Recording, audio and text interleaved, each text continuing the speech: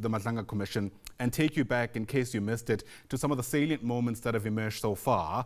As we started hearing from Imogen Mashazi, we were taken through her CV, and you could get a sense from the very beginning that she's framing herself as this individual who was more interested in woman empowerment more than anything else within the Ekurhuleni metro. Take a listen. It is my wish, and it was my wish, and it is still my wish, that one day we should have a female chief of police, so that women are also given an opportunity to occupy senior positions, especially in the previously male-dominated environment. So we've done that exercise, but over and above that... Is it previously, or is it not still dominated by men? I've tried that. No, you're saying it's previously, as if now everything is on par. No, it's not on. It's not. But I've tried my best to actually. Right. I'm not criticizing you. I'm just correcting your language in saying it was previously dominated by men. I'm not there. I'm not at Ekurhuleni, but I would imagine that it must still be dominated by men. That's the probability. Oh, thank you very much, Commissioner, for that correction. And then there were those bombshell claims against Isaac Mabiyeye, Imogen Mashazi, saying that he's fathered several children with his subordinates. Take a listen. It was also reported to me that the Chief of Police, Isaac Mabiyeye, fathered multiple children with subordinates who were vulnerable to his abuse of power, including conduct amounting to sexual harassment, coercion, and rape. I will address this when I deal with question, is it question 10? Question 9, where I was requested to submit his suspension letter. Is it 10? I think if you go over at page 9. This page 9, the last sentence of that first paragraph, you reference question 13. Of the statement, yes. All right. The pattern of behavior described is deeply troubling and reflects a systematic abuse of authority by the Chief of Police. And he used to call them amangilos. He calls them amangilos, like angels. Those who are angels, these are the ones who are actually promoted. And if we look at the promotion of Tepa, who actually testified here, you can see that she was promoted within a short period of time as compared to others who have more qualifications, who were there before her, who were appointed before her as EMPD officials. So for me, this kind of practice gave me sleepless nights. And I feel that with the program that I created, at least it alleviated some pressure from these women. But there are those who are actually part of the whole thing, whom he called angels or amangilos. All right, Kenny Mapanga is our senior reporter who's been watching the Madlanga Commission for us since it first sat. She's watched today's proceedings so far and joins us now live from the Bridget Mabandla Justice College. And Kenny, we have been waiting to hear from Imogen Mashazi for quite some time. She's had a difficult time explaining or answering whether she knows as a matter of fact whether Kilebogile Tipa, for one, does have the kind of relationship she claims she has with Isaac Mabiyeye.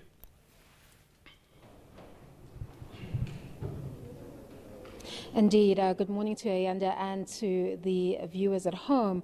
Dare I say it was a tense start for Dr. Imogen Mashazi, that is the former City of Ekurhuleni city manager that has taken the stand since 9:30 a.m. this morning to respond to the very serious allegations against her that place her in close proximity with the now suspended acting EMPD chief, that is Brigadier Julius Mkhwanazi, and the subsequent parallel structure that he allegedly ran within the Ekurhuleni region, and of course the alleged reign of terror that followed it, including those improper conduct and improper unlawful contracts, as well as various elements of alleged criminality which extend to kidnapping, extortion, and even murder. However, instead of employing the strategy of getting straight to the allegations that she is facing, which really are as simple as her being accused of shielding this particular individual from accountability and running an environment or creating an environment environment where there was victimization of anyone who chose to speak up against this particular individual,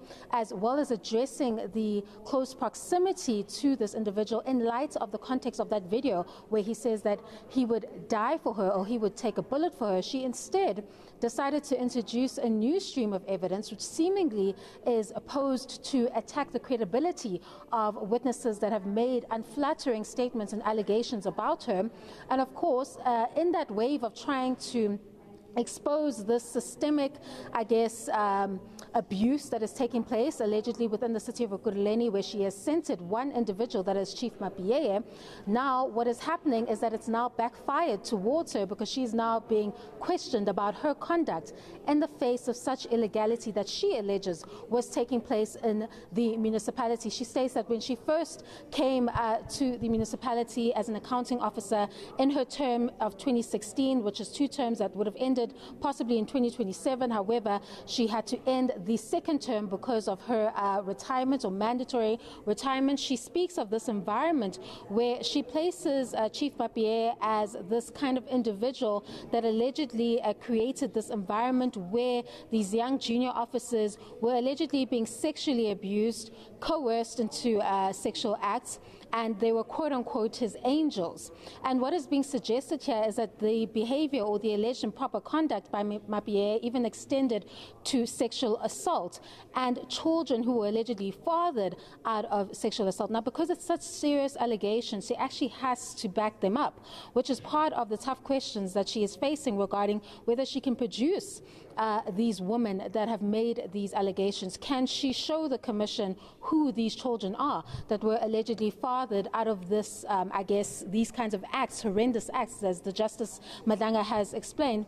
And of course, what other evidence can she provide to the commission to show that when she was confronted with this particular conduct as someone who is all about women empowerment, what did she do outside of that particular program to assist these women that were allegedly experiencing these kinds of horrendous acts, which she says she learned from as firsthand, not hearsay. She says that these women approached her with these allegations. However, she can't provide any tangible evidence of any conduct she would have taken in the face of this level of illegality and this level of alleged abuse taking place within the city of Ekurhuleni.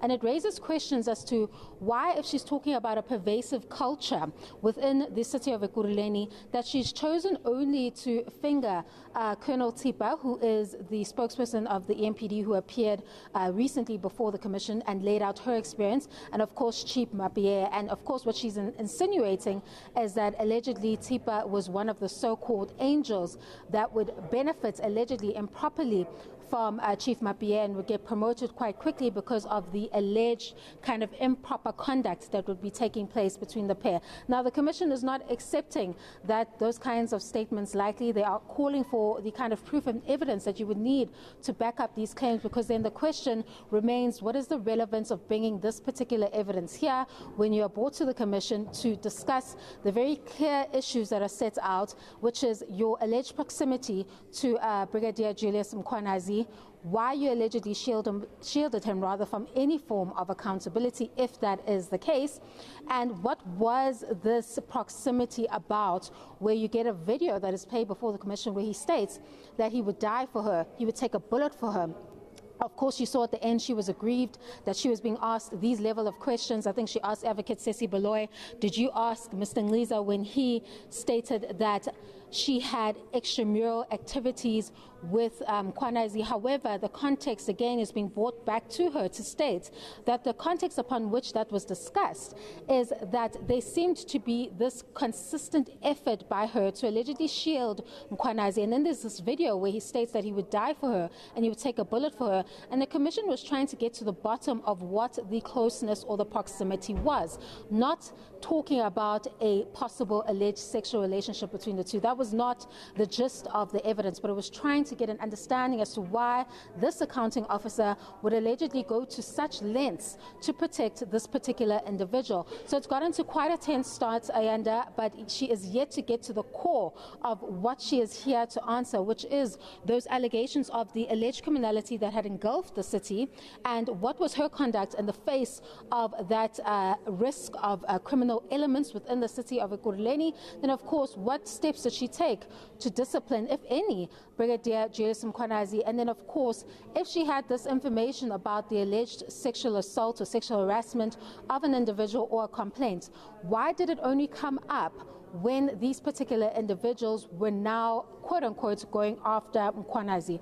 All those questions remain unanswered as she has laid out this woman empowerment defense and, of course, has fingered Chief Madlanga and seemingly has laid out all of his skeletons in order to, I guess, attack the credibility of the witness. But what it has done, Ayanda, it has brought her back into the spotlight and given her more questions to answer to before the Commission's probe.